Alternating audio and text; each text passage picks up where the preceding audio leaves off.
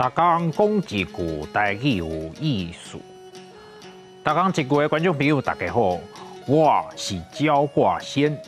顶摆我出现的时阵，时间是国语迄卡刀。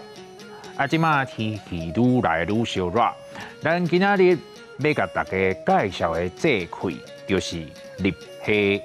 立夏汉字写作立夏，罗马字写作罗伊立。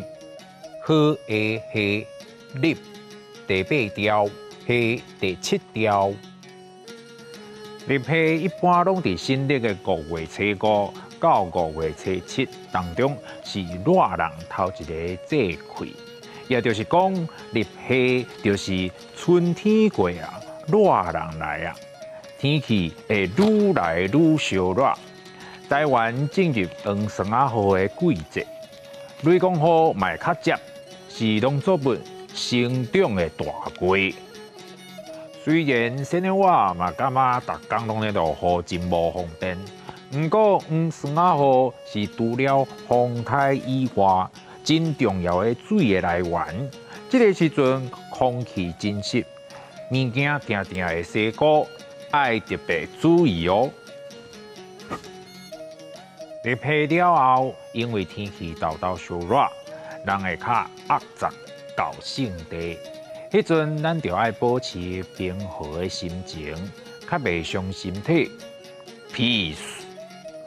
讲到立夏，伫咱台湾有食布仔面的风俗，俗语讲立夏保老爸，就是立夏迄天爱煮布仔面，甲阿爸保身体。